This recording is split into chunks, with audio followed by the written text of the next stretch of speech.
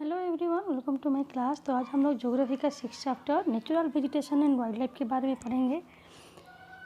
तो natural vegetation का मतलब होता है जो वेजिटेशन, जो प्लांट्स अपने आप नेचर से ग्रो करते हैं बिना किसी ह्यूमन इंटरफेरेंस से, उसको ही बोलते हैं नेचुरल वेजिटेशन। तो यहाँ पे एक लड़की है जिसका नाम है सलीमा। तो उसने अपने स्कूल की तरफ से हिमाचल प्रदेश घूमने के लिए गई थी, जो कि मनाली की, और उनका समर कैंप था।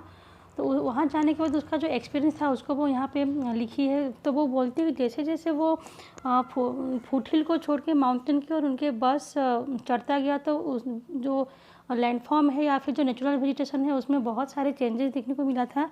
फुटहिल्स में जो साल का पेड़ या फिर जो टीक का पेड़ हुआ करता था वो माउंटेन आते आते डिसअपियर हो गया था, और जो माउंटेन का शेप था वो जो प्लांट्स के शेप था वो कोन के आकार के होता था, जिनके जो पत्ते होते हैं वो पॉइंटेड होते हैं, और वो जो कैनोपी की तरह जिनका आकार होता है। तो इस टाइप के पेड़ को कोनिफेरस बोलते हैं बोल के सलीमा को पता चला। उसके बाद वो एक ब्राइट कलर का फ्लावर भी उसको देखने को मिला, जो कि बहुत लंबे ट्री, एक टॉल ट्री पे वो खिला था। उसको रोडेडेंड्रॉन्स बोलते हैं।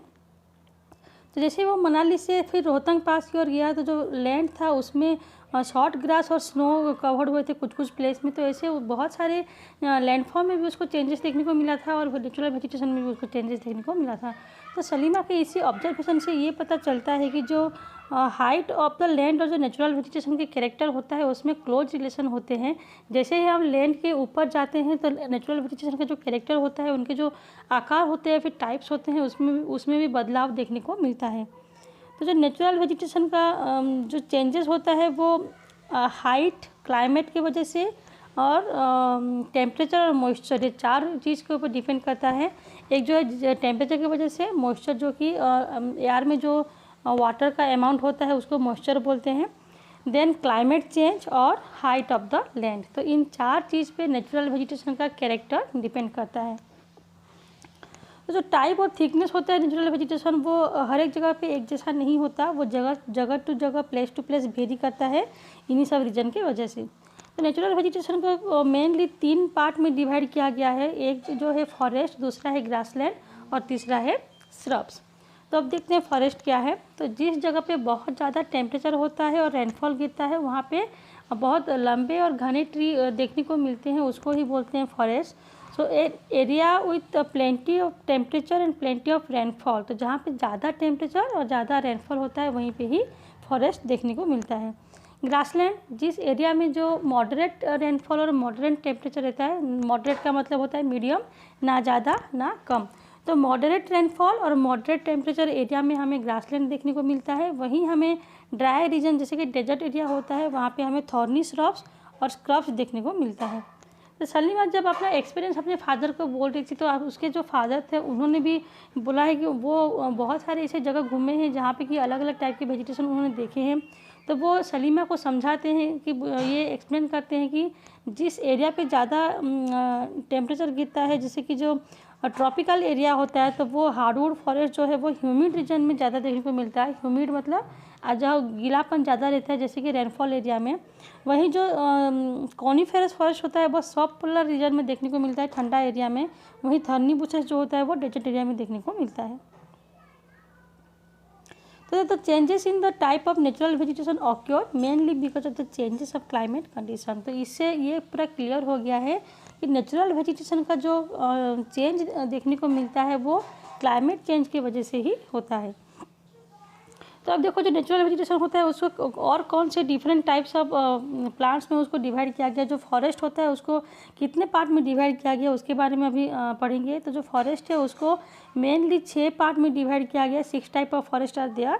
एक है ट्रॉपिकल एवरग्रीन फॉरेस्ट, दूसरा ट्रॉपिकल डिसिडियस फॉरेस्ट, तीसरा temperate evergreen forest, 4th number temperate deciduous forest, 5th number Mediterranean vegetation, and 6th number coniferous forest. तो ऐसे 6 पार्ट में फॉरेस्ट को डिवाइड किया गया है। तो सबसे पहले देखते हैं कि ट्रॉपिकल एवरग्रीन फॉरेस्ट जो है वो क्या है।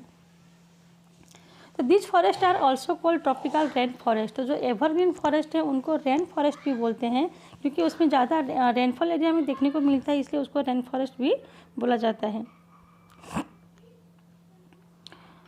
Then These thick forests occur in these regions near the equator and close to the tropics। तो जो इक्वेटर एरिया होता है 0 डिग्री से लेके जो ट्रॉपिक ऑफ कैप्रिकॉर्न से लेके ट्रॉपिक ऑफ कैंसर का जो बीच का एरिया रहता है उसको बोलते हैं equator area.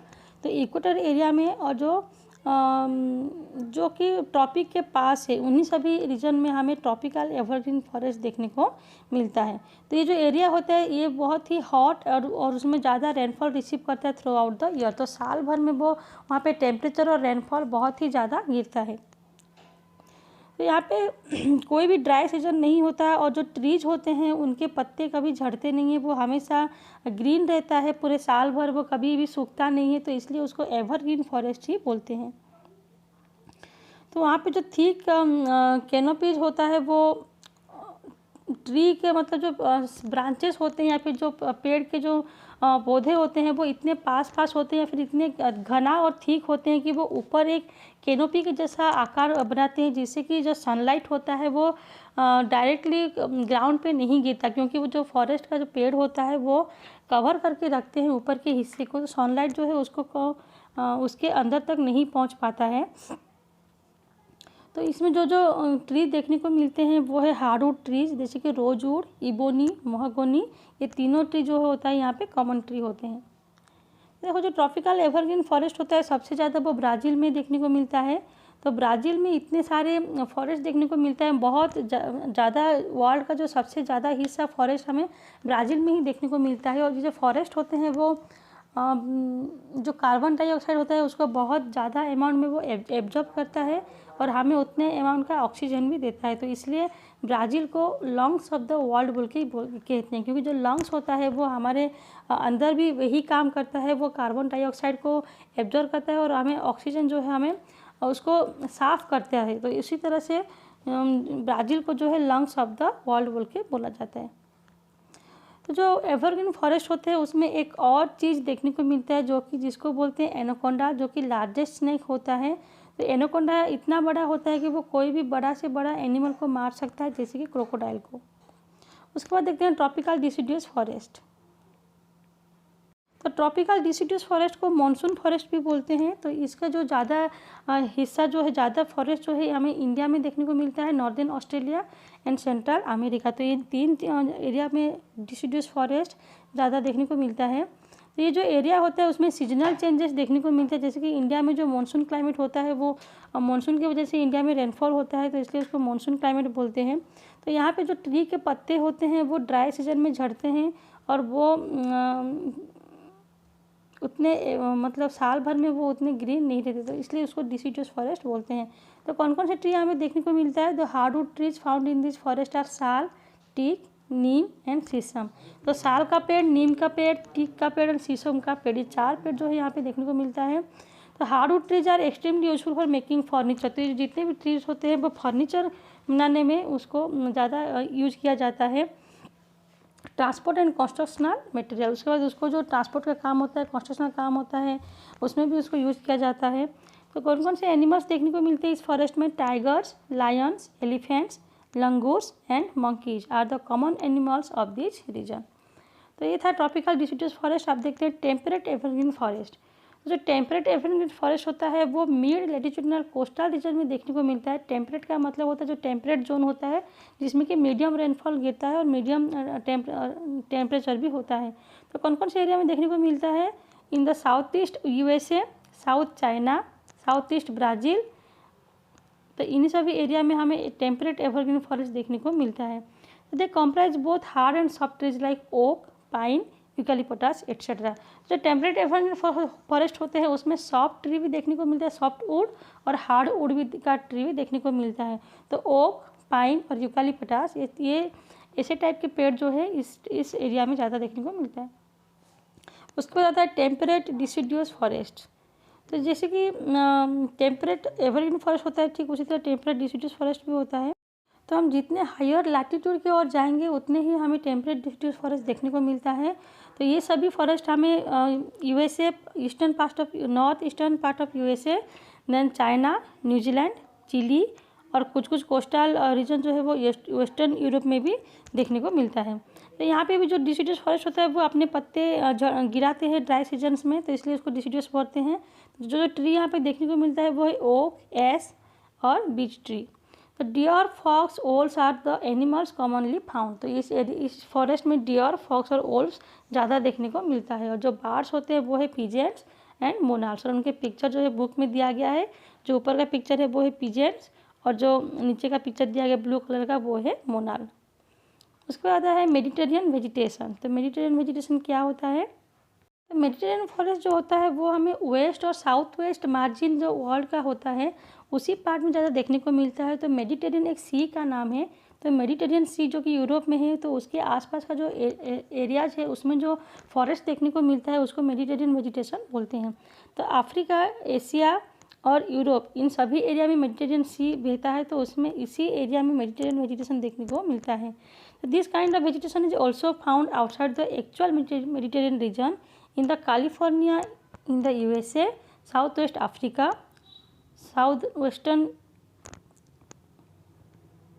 South America and south western Australia.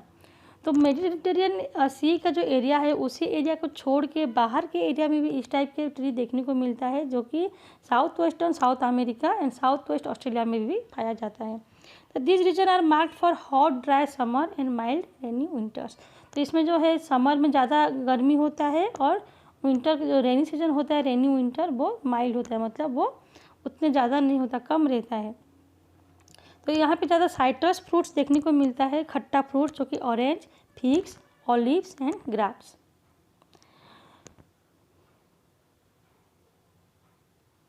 उसके बाद नेक्स्ट आता है कोनिफेरस फॉरेस्ट।